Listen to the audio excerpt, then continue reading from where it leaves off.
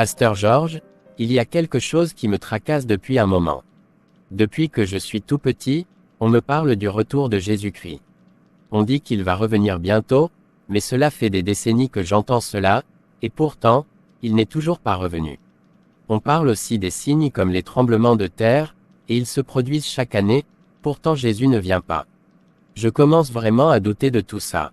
Est-ce que tout cela est vraiment vrai? Jasmin, je comprends tes préoccupations et tes doutes. Beaucoup de gens partagent les mêmes questions. Permets-moi de t'expliquer cela à la lumière de la Bible. Tout d'abord, il est important de comprendre que les promesses de Dieu sont toujours sûres, même si elles semblent tarder à se réaliser. Mais pourquoi est-ce que cela prend autant de temps? On parle de la fin des temps depuis des siècles. C'est vrai, Jasmin, les premiers chrétiens eux-mêmes attendaient le retour de Jésus de leur vivant. Mais la Bible nous donne plusieurs indications sur pourquoi cela prend du temps. En 2 Pierre 3 versets 8 et 9, il est écrit, « Mais il est une chose bien aimée, que vous ne devez pas ignorer, c'est que, devant le Seigneur, un jour est comme 1000 ans, et 1000 ans sont comme un jour. Le Seigneur ne tarde pas dans l'accomplissement de la promesse, comme quelques-uns le croient, mais il eut de patience envers vous, ne voulant pas qu'aucun périsse, mais que tous arrivent à la repentance. » Donc, tu dis que Dieu est patient parce qu'il veut que plus de gens se repentent et soient sauvés. Exactement, Dieu est patient et miséricordieux. Il veut donner à chacun l'opportunité de se tourner vers lui. Ce délai apparent est en réalité une démonstration de la grâce de Dieu. Mais les signes des temps, comme les tremblements de terre et les guerres, ils se produisent depuis toujours. Comment savoir si ce sont vraiment des signes de son retour? Jésus a effectivement parlé de signes avant-coureurs de son retour. En Matthieu 24 versets 6 à 8, il dit, « Vous entendrez parler de guerre et de bruit de guerre, gardez-vous d'être troublés, car il faut que ces choses arrivent. Mais ce ne sera pas encore la fin. Une nation s'élèvera contre une nation, et un royaume contre un royaume, et il y aura, en divers lieux, des famines et des tremblements de terre. Tout cela ne sera que le commencement des douleurs. Ces événements sont des signes, mais ils ne nous donnent pas une date précise vraiment. Ils nous rappellent de rester vigilants et prêts. Mais comment pouvons-nous rester vigilants indéfiniment? Cela peut devenir épuisant et démoralisant. C'est une bonne question. Jésus savait que l'attente serait longue et difficile. C'est pourquoi il a donné plusieurs paraboles pour encourager ses disciples à rester fidèles et vigilants. Dans la parabole des 10 vierges en Matthieu 25 versets 1 à 13, Jésus parle de 10 jeunes filles qui attendent l'arrivée de l'époux. 5 étaient sages et avaient préparé de l'huile pour leur lampe tandis que 5 étaient folles et ne l'avaient pas fait. L'époux a tardé à venir, mais celles qui étaient prêtes ont pu entrer avec lui au festin. Jésus conclut cette parabole en disant, « Veillez donc, puisque vous ne savez ni le jour ni l'heure. » Donc, nous devons toujours être prêts, même si nous ne savons pas quand il reviendra, n'est-ce pas? Exactement. Être prêt ne signifie pas vivre dans une anxiété constante comme beaucoup le pensent, mais plutôt vivre une vie de foi et d'obéissance quotidienne.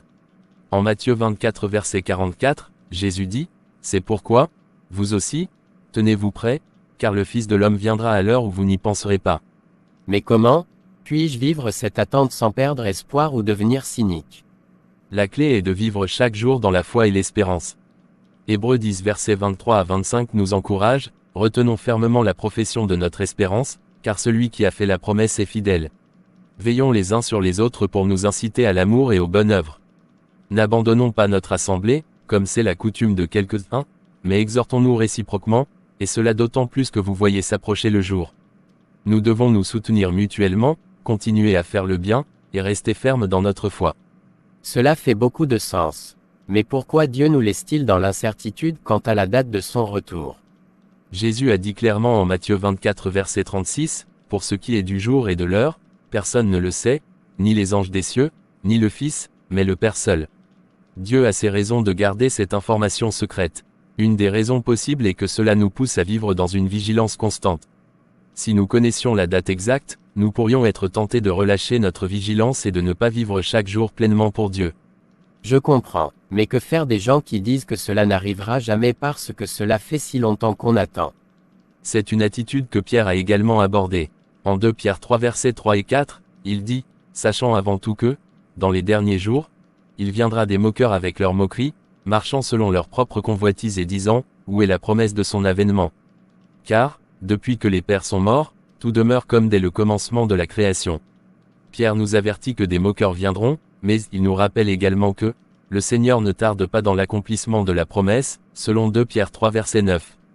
C'est vrai, les gens se moquent souvent de cette attente. Mais maintenant, que devrions-nous faire concrètement en attendant son retour? Nous devons vivre une vie de foi active. Jésus nous a donné des instructions claires, aimer Dieu, aimer notre prochain, et faire des disciples. En Matthieu 22 versets 36 à 40, Jésus dit que les 2 plus grands commandements sont d'aimer Dieu de tout notre cœur, de toute notre âme et de tout notre esprit, et d'aimer notre prochain comme nous-mêmes.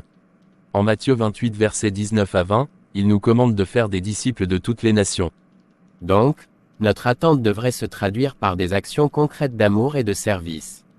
Exactement. En attendant le retour de Jésus, nous devons être engagés dans l'amour, le service et la proclamation de l'Évangile. Cela nous garde non seulement spirituellement éveillés, mais cela remplit également notre vie de sens et de but. En 1 Corinthiens 15, verset 58, Paul nous encourage, « Ainsi, mes frères bien-aimés, soyez fermes, inébranlables, travaillant de mieux en mieux à l'œuvre du Seigneur, sachant que votre travail ne sera pas vain dans le Seigneur. » Merci, Pasteur Georges. Tes explications m'aident vraiment à voir les choses sous un autre angle. Je vais essayer de vivre chaque jour dans la foi et l'obéissance, sans me laisser décourager par l'attente de son retour. C'est une bonne résolution, Jasmin. Souviens-toi que Dieu est fidèle et que ses promesses sont sûres. Continue à chercher sa volonté et à vivre pour lui chaque jour. Et n'hésite pas à venir me voir si tu as d'autres questions ou préoccupations. Merci, Pasteur. Je le ferai. Que Dieu te bénisse. Que Dieu te bénisse aussi, Jasmin. Puisses-tu trouver la paix et la force dans ta marche avec le Seigneur. Chers abonnés de CCMGV TV, nous sommes ravis de vous présenter notre chaîne YouTube qui regorge de contenus variés pour enrichir et bénir votre vie spirituelle. Chez CCMGV TV, notre mission est de vous offrir des playlists inspirantes pour nourrir votre foi, vous encourager et vous édifier.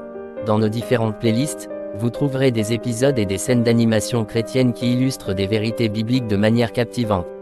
Nous partageons également des histoires bibliques inspirantes pour vous apporter des leçons précieuses tirées des récits anciens.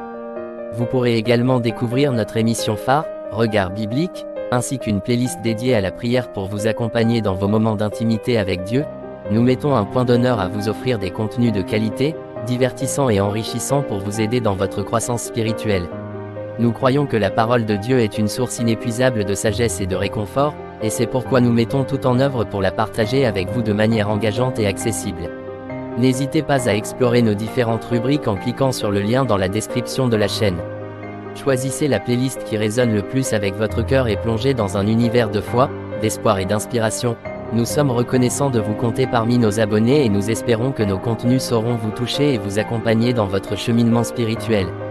Merci pour votre fidélité et votre soutien. Que la grâce et la paix de Dieu vous accompagnent chaque jour. Salut à toutes et à tous, vous venez de regarder l'une de nos vidéos.